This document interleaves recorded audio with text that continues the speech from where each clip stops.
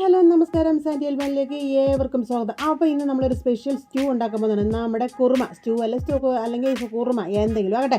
അങ്ങനെ നമ്മുടെ എല്ലാം തയ്യാറാക്കി വെച്ചിട്ടുണ്ട്. ഈ സാധനങ്ങൾ സ്പെഷ്യൽ എന്ന് പറയുന്നത് ചേർക്കുന്നത് നമ്മുടെ ക്യാബേജാണ്.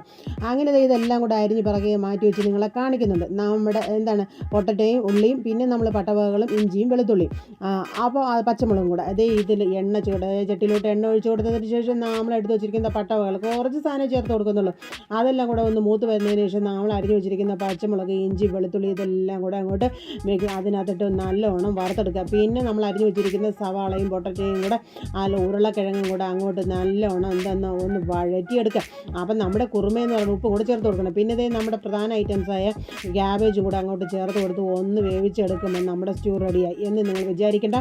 സ്റ്റൂവിന് ഇനിയും ഇച്ചിരി പണിയുണ്ട് എന്ന് പറഞ്ഞിട്ട് സാധാരണ സ്റ്റൂ ഉണ്ടാക്കും പോലെയല്ല.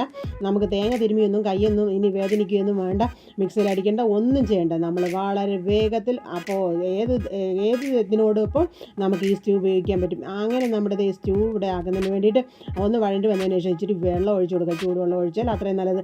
ഒന്ന് അടച്ചു വെച്ച് വേവിക്കുക. അപ്പോൾ നമ്മൾ വീണ്ടും പൊക്കിയൊക്കെ നോക്കുന്നുണ്ട്, അവിടെ വെന്തിട്ടില്ല എന്നാലും കുത്തിപ്പൊട്ടിച്ചൊക്കെ നോക്കണം. നമ്മുടെ അടുപ്പിലല്ലേ നിൽക്കുന്നത്, നമ്മുടെ വേവും പരുവൊക്കെ നമ്മുടെ കയ്യിലാണ്.